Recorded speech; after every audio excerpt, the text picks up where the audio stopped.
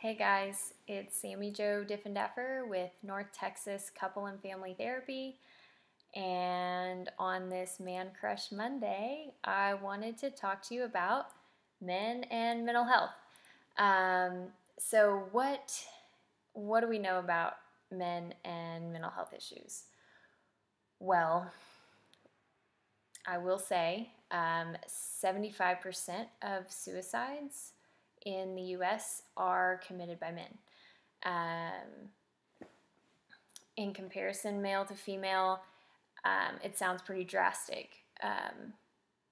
The main issue and the main reason for the difference in statistic of suicidality is that men are more likely to use methods that are lethal. So they're not necessarily more likely to attempt, but they are more likely to succeed. So we're pretty similar in terms of our prevalence of mental health. We tend to be more different, males and females, in terms of how we cope or respond or just kind of manage our mental health symptoms. So guys are a little bit more likely to experience substance abuse, and they're far less likely to seek treatment for mental illness or mental health symptoms. So that being said, I wanted to kind of talk about what researchers think this is attributed to. Why are men not addressing their mental health? What's keeping them from seeking services when mental health services are warranted? The main thing that studies are showing is actually regarding how we are socialized. So this is in some ways a social problem, if you will, which is why, ladies, it's important for you too, because we all play a part in the socialization process. So it's kind of maybe unspoken, but pretty widely known.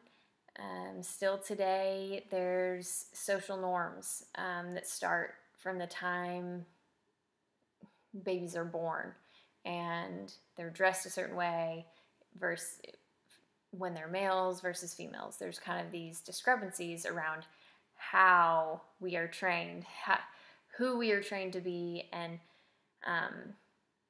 what characteristics are highlighted and really brought about and enhanced. So guys, by nature, yes, are more masculine. They have more testosterone. But along with that, guys are very well trained to be tough, to be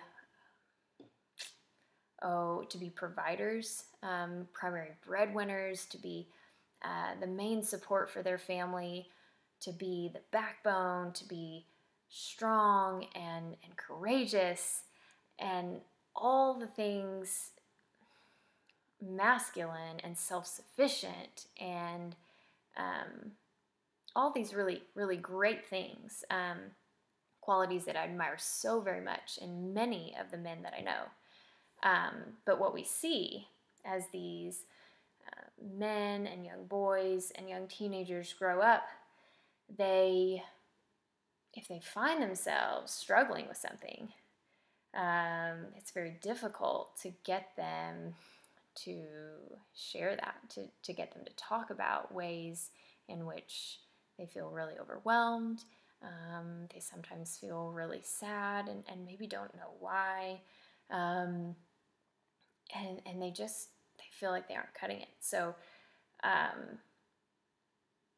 the socialization process, while I think it's great, it's just important to highlight how it puts guys at a little bit higher of a risk of having mental health symptoms that go unacknowledged. They kind of get swept under the rug, and never really treated.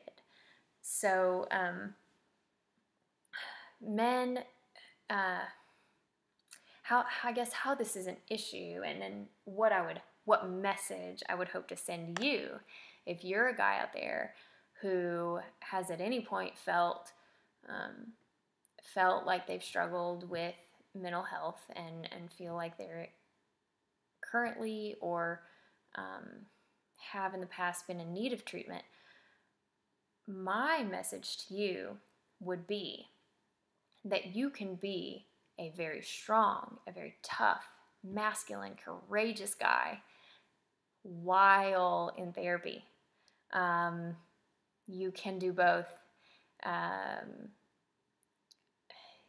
It's in no way going to therapy or going to the psychiatrist. None of that in any way is indication that you are weak or needy, or I don't know, any terms you might want to say. It's no indication of your masculinity. In fact, I think it takes a lot of courage to reach out when you don't quite understand what's happening to you, or you find yourself struggling, you find yourself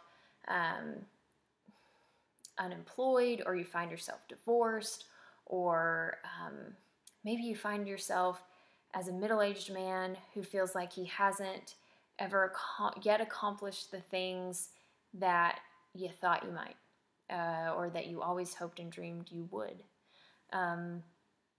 So if that's you, and if those issues are causing you to have negative feelings toward yourself, or to really feel trapped in your situation, and to feel kind of overwhelmed, and to start to, if you're someone who's starting to experience some symptoms that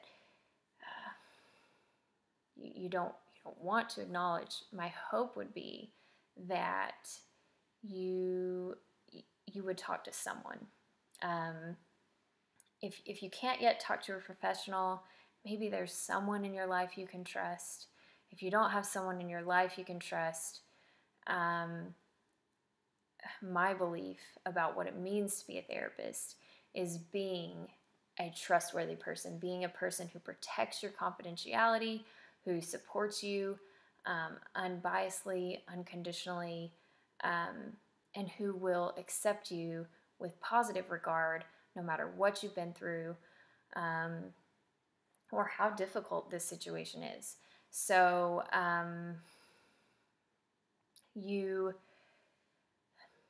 if this is you, please don't hesitate to make a phone call to a friend or a therapist, or to me, and I'll put you in the right direction is what I hope, if I'm not the right therapist for you. So anyway, happy Man Crush Monday, and I hope you all become really curious about how you can be a tough guy who takes care of his mental health.